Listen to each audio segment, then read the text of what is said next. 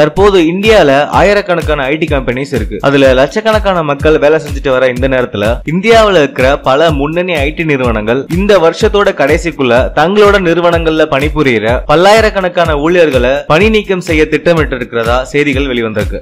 இந்த ஐடி நிறுவனங்கள் எல்லாமே தங்களுடைய அறிவிப்பை வெவ்வேறு விதமான விதத்துல வெளியிட்டு வராங்க. அவங்கள வேலையை விட்டு நீக்கிறதுக்காக வெவ்வேறு காரணங்களையும் சொல்லிட்டு வராங்க. இது பற்றின முதல் அறிவிப்பை அதிகாரப்பூர்வமா வெளியிட்டது சிடிஎஸ், அதாவது காக்னிசன்ட் டெக்னாலஜி சொல்யூஷன்ஸ். அந்த நிறுவனத்துல பணிபுரியும் ஊழியர்களை இப்பத்திலிருந்தே பணி நீக்கம் செய்யற நடவடிக்கைகளை அந்த நிறுவனம் இறங்கிருக்கு. இந்த நடவடிக்கையில அதிகமா பாதிக்கப்படுறது பெண் ஊழியர்கள் தான் ஒரு புகாரம் எழுந்திருக்கு.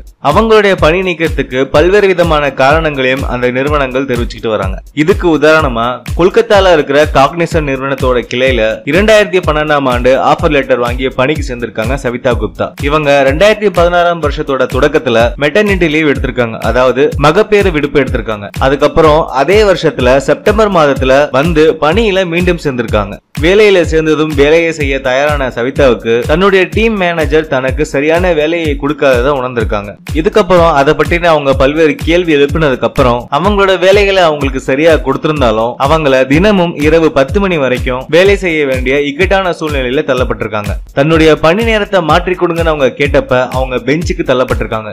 இந்த நிலையில போன ஜனவரி மாதம் 2017ஆம் தேதி சவிதா குப்தா அவர்களை காக்னிசன்ட் நிறுவனம் தன்னுடைய பணியை ராஜினாமா செய்ய சொன்னாங்க.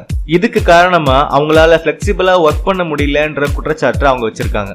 இந்த மாதிரி அந்த பெண் ஊழியரை இப்படிப்பட்ட ஒரு இக்கட்டான சூழ்நிலையில தன்னதே அந்த நிர்வாகம் தான். ஆனா அதே ஒரு காரணமா காமிச்சு அந்த பெண் ஊழியரை அவங்க வேலையை விட்டு நிறுத்திருக்காங்க. இதே மாதிரி இந்தியால இருக்கிற பல்வேறு இடங்கள்ல இருக்கிற காக்னிசன்ட் நிறுவனங்கள்ல மகப்பேறு விடுப்பு எடுத்துட்டு இருக்கிற பல்வேறு பெண் ஊழியர்களை பல காரணங்களை சொல்லி நிறுவனத்தை விட்டு வெளியேற்றப்படுவதா செய்திகள் வெளிவந்திருக்கு. இதுக்கப்புறம் இதே பாணியை பின்பற்றி இன்னும் பல ஐடி நிறுவனங்கள் இதே மாதிரி வேலையை செய்யறதுக்கு முன்வர போறதா செய்திகள் வெளிவந்திருக்கு.